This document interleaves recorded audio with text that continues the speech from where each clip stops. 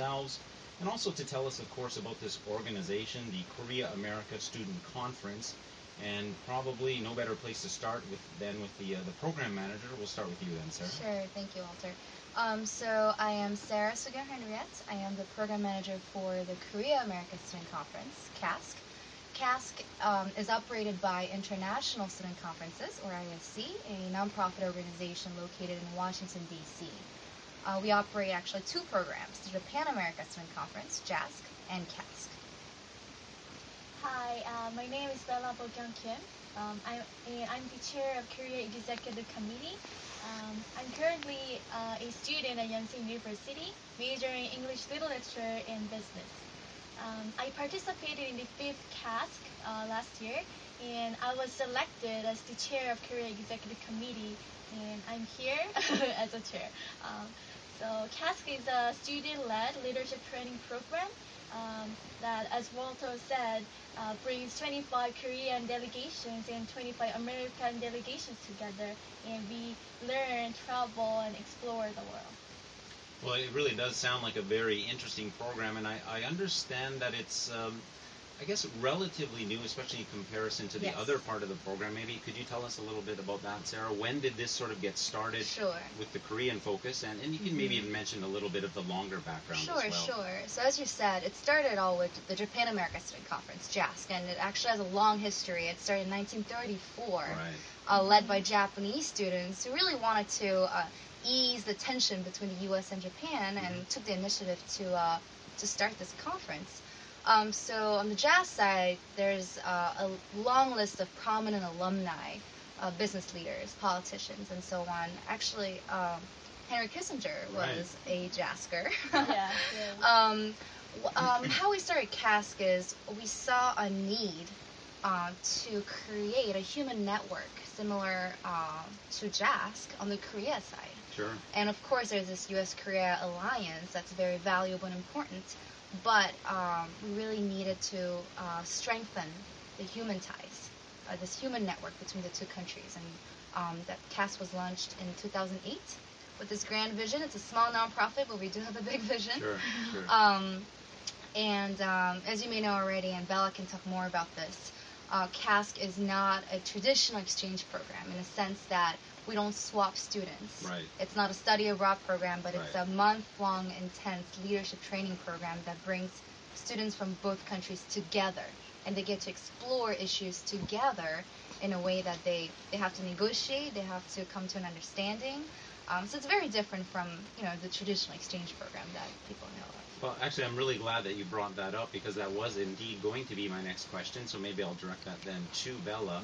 I think a lot of people are quite familiar with student exchanges, and maybe when they hear about this type of program on the surface, that's maybe what might first come to mind. But from what I've heard so far, and from maybe what you can tell us more, it's quite different, isn't it, than a traditional student exchange. Can you tell us how is it different? I think what makes KASC unique is that it is a student-led program.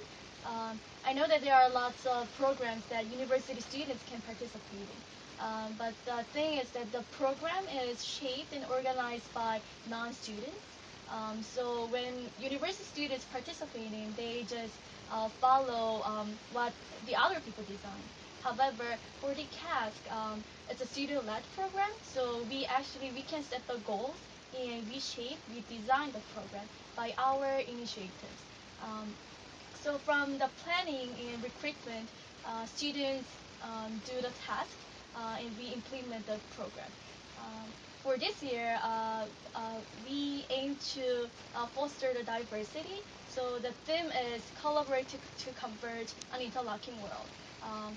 So following the theme, we also care about the student pool, so we want to recruit students from diverse backgrounds. So in this way, we shape the programs by ourselves. Well, it sounds very, I guess, innovative in that the students themselves are running the program and shaping the direction of the program, sort of for the people, by the people, I guess, to quote a famous politician. And certainly I think the benefits of that are very obvious, and I think you've done well to sort of enlighten us on those. Are there, however, and could I ask, are there any downsides to that? Do you come across any difficulties that sort of arise from having this done and led by the students? And I'll direct that to either one of you. Go ahead, Bella. Yes, like you said, since I'm a student, I've never done a job like leading the organization or invite professionals like, hello, expert. You know, I'm not. I thought that I'm not qualified for, but I think that's why ISC stands for, and that's where Sarah is in charge of. ISC give us institutional support and mentoring for. So we did not start our task from scratch, but we got actually lots of help from not only from IC but also from KASC Islands. So definitely there are some difficulties, but I think we can deal with that well. Right. Just to add on that, Sure. so I mean, I'm the program manager. I am not a student, but I do work with the student leaders, of course. And but what's so great about the fact that it's student run is that you don't make mistakes. You cannot make mistakes. You learn through the things that may be difficult at when you start to do it in the beginning. But I try to provide mentoring and support, but really the work is done by the students, and it's fascinating and amazing to see them grow throughout the process, and to see the conference happening when it's all shaped and good to go. Yeah, I think it's so important what you say. There really are, when you get down to it, in so many things in life, there aren't really mistakes, are there? They're just sort of unintended consequences. There are directions that you maybe didn't foresee taking, or paths you didn't think you would go down, but nevertheless you go down them, but then you still end up at your goal, and therefore it is really just part of the process. Now, Bella, and I think it was Bella, and forgive me if I'm wrong, but somebody mentioned diversity. Yeah, I did. Fair enough. This is now, I guess, the sixth KASC, rather. There are many JASs, but this is the sixth KASC. And I guess a lot of people, myself included, when they hear that name, they may think that even on the American side, there might be a lot of Korean American students who are applying. Now, you did mention diversity as one of the important factors. Can you speak about that diversity? How diverse are the groups, and where do they sort of come from? Tell us about the diversity that you mentioned. I think when people heard the KASC, they think maybe there will be lots of American delegations who have Korean heritage, right? Korean American or half Koreans. There are actually Korean Americans, but we do have also Asian Americans, and Americans who never been to Korea, and who never had been interested in Korea before. But they are willing to participate in this program because it's not just Korea America program, but it's more leadership training program. So they participated in, I think KASC is doing its role more like Asian doors. So they get to know not only Korea but also Asia from the KASC. So then there are quite a wide range of different people from the American side who will be coming to Korea this year for what is the sixth KASC. So in the fifth KASC, then, was it Koreans were going to America? Is that how it works? It alternates, I guess? Yes, we alternate countries. Right. The reason why we seek for a diverse delegation, if you don't mind me going back to that, is also because, sure, we do get a pool of Korean Americans participating in the conference, but as Korea rises and becomes a true regional power, we want to make sure that Americans from diverse backgrounds get to know Korea, and not just North Korea, right? Because that's usually what you see in the media. And even me, I've been here for quite a long time now. But even still, when I go back and meet family and friends, which I've just done somewhat recently, you still get that question. Oh, you're in Korea. Is that North or South? Exactly. Is it really a Cold War when you live there? Right. I mean, it's amazing what kind of reactions you get from people, especially in the U.S. But KASC breaks that barrier, and we truly get delegates from all schools, all majors, all backgrounds. And I mean, that's the reason why we have 5 different roundtable topics. Right. They attract different students with different interests. And that's something we'll get to, I think, very, very shortly, these roundtables that you mentioned, because as I understand it, that's a big part of the program, and it does cover a wide range of topics. And I think that point also is very good, that diversity, of course, can be looked at as where the people are from, but it's not only that, it's what they study, and it seems that KASC really does sort of study at least in this sixth incarnation, a lot of different areas. Before I do get to that, however, I'd like to ask maybe a somewhat more logistical question. What types of places will people be seeing on this sixth KASC? In other words, where are you traveling to in Korea? I presume you're not just coming to Seoul and spending a whole month here. Right. Bella's perfect person to talk about that. So for the sixth conference, we will be visiting 4 major sites while exploring the 5 roundtable topics, such as international development, politics, technology, art, and business. So for the first site, we'll be visiting Pohang, and we will open up our conference with big opening ceremony in Handong University. For Pohang, we will be visiting lots of heavy chemical industries and export industries, which made a great role in Korea's national economic development. And after visiting those sites, such as POSCO, we will also stop at Busan, where International Film Festival is held. So this place will be perfect for art roundtable. And for the next site, we'll be visiting Seoul, the center of business, politics, or lots of international relations. For Seoul, we will be attending lots of sessions and we'll also visiting many political organizations. And we would love to take many lectures from the experts. And for Seoul especially, we'll be visiting KIRA, the Korea International Trade Association, and we would love to take sessions from there. And for next site, it will be Daejeon, and this site will exclusively cover science and technology roundtable. We'll be visiting Daedok Science Town, a big research cluster in Korea, and also KASC. So in this place, we will like to talk more about U.S.-Korea scientific cooperation.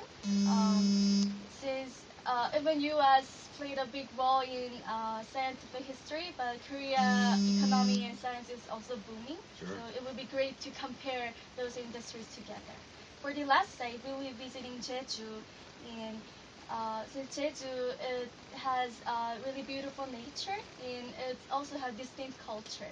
I think it will be really interesting not only for Americans but for Koreans too. In Jeju, there is a leading smart grid industry and renewable energy, which is expected to be a new growth engine for next century. And we'll be visiting those places and cover all aspects of Jeju. Well, you know, we were talking about diversity just a moment ago and talking about how that can actually mean different things and talk about a diverse range of areas in Korea. That's great. We're going to start over in Pohang. We're going to go down to Busan. We're going to go up to Seoul. We're going to go down to Daejeon and then down to Jeju. I mean, that's remarkable. And I think each one of those areas, as you sort of touched on, Bella, really does lend itself well to these various round tables. Could I ask, is there an area that maybe stands out, however? We've talked about 4 different regions of Korea covering 4 different roundtables. I understand there are actually 5 or 6 roundtables? 5 roundtables. 5 roundtables. Yes. Is there an area that really stands out to be sort of the more popular amongst the participants, or is it sort of all equal? What can you tell us, I guess, in a bit more detail about these roundtables? Well, I can start and Bella can talk more about this, but you know, I think when students start the conference, they have certain expectations of, oh, you know, if we go to a big city, I'm sure it'll be more fun and there'll be more things to do. However, you know, it's interesting to see that when they, for example, for 5th KASC, Missouri was very popular when we went. And I mean, you know, a lot of Koreans had no expectations. Right. They didn't know what Missouri was about exactly. But that's why there was more to explore. And I hope it will be the same for Korea. You know, a lot of Americans have heard about Seoul, of course, but yeah. So hopefully all of the participants aren't just hoping to come and learn about Psy. Presumably it's more than that. Maybe we should invite him for opening ceremony. Sure. But yes, I believe they will be more open-minded to explore. And I guess if we could just maybe run through the actual roundtables again. I know there's peace and security, technology, business. Can you tell us the others? International development. and arts and culture. Right. I mean, tremendous wide range of topics, and I think they'll be very well covered in the different areas of Korea. If I could now, maybe I'd like to turn the conversation just a little bit to talk about the participants themselves. And so I don't know who to best ask here, Bella or you, Sarah. But the participants themselves, they're all students. Yes. And so presumably they're coming with an open mind, as you said. Let's hope that that's true. But I guess maybe based on past experience, what have been sort of the things you've noticed, other than having this open mind? What are some of the things you've noticed about the reactions to the program and to the things that they learn, and just sort of from that more personal perspective? Bella, do you want to start?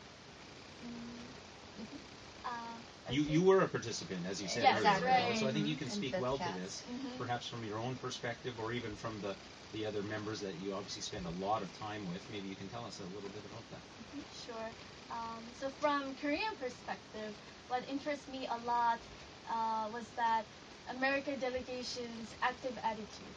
Different from Koreans, I saw many American delegations were active in discussion, trying to participate in raising questions, even if it's against the other point of view. So as Korean delegation, I was really impressed with their attitudes because we were actually hesitate about raising a different point of view. But I saw their participation actually flourish the discussion and help us learn more. So I try to incorporate those attributes in me, and I saw many Korean delegations change, different from the beginning. They were quite adaptable to changes, and like Sarah said, they were pretty open-minded to accept the beneficial things. So after the fifth KASC, I can say I would love to share my ideas and present my point of views, even though it can be somewhat different from others. Sure. But try to share and try to know more about others' ideas. Well, we'll certainly have to have you back on the show after the 6th KASC and maybe in the 7th, where you can That'd be definitely speak from a wider and wiser perspective as well. But I guess in your case, Sarah, presumably you've been through a couple more KASCs. Is that true? I don't know how long you've been with it. Actually. Right. I mean, I've been with ISC for about a year and a half. Okay. So last KASC, the 5th KASC, was the first conference I attended as program manager. So I was more of a supervisor rather than a participant. However, I got to be very close to all the delegates and participants and the ECs. So from your perspective then, can you give us some insight into the transitions that they went through? Sure. The conference it's a month-long conference, so things happen. It's not always rosy and lovey, and arguments do arise. And it's actually, as a program manager, it's great to observe those discussions and those arguments and see them go through those. And they, in the roundtable meeting, they're going to have to come up with a joint solution to all issues. American and Korean joint solution that they will have to present at the final forum at the end of the conference. So it's great to see how, students may be a bit startled in the beginning because they have to share their opinion but also respect others. And at the end of the conference, at the final forum, to see them present their final findings in a jointly manner is, as a program manager, I was very proud of the delegates to be able to do that. Another point I'd like to raise is in the 5th KASC, we actually had a North Korean defector student. That was the first time in KASC, and it brought so much. I mean, talk about diversity again. Imagine, but it was an exchange within the Korean delegation even. And it was great to have American delegates to be able to negotiate certain issues that were a bit controversial and emotional. But as a program manager, that was something that I was very impressed about, and something that we would like to do again, actually, in this upcoming KASC. So it sounds as though there is a genuine coming together over the course of this month-long conference. And although, as you said yourself, it's not all sunshine and lollipops, and it really shouldn't be. I mean, exactly, it shouldn't be. There needs to be some challenge there, and on all levels as well, on a social challenge. Because after all, you did mention earlier that this is really about the human networking. Yes. And so that's, I would imagine, an important part of the process. Maybe one more question, if I could, to sort of stick with the participants. Again, they're students, and so I'm wondering, when they come into the program, what do you think, or certainly you can talk from your perspective, Bella, what did you want to get out of it? A word we've mentioned a couple times already is a leadership training program. Maybe you can talk a little bit about that. What are students looking to take away from this? I think when participants are in the KASC, they were tasked to do various of activities, and I think what they can learn from KASC is definitely the value of diversity, how diversity can flourish.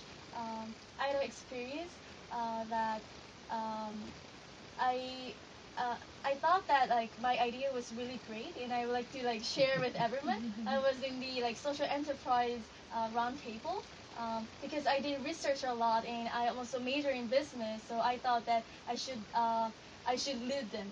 However, when I came with the ideas, the other people such a like different point of views. And I was like, oh, what's going on? So American side, they provide their ideas, and the other Koreans, because they're from diverse backgrounds, so they gave a different point of views.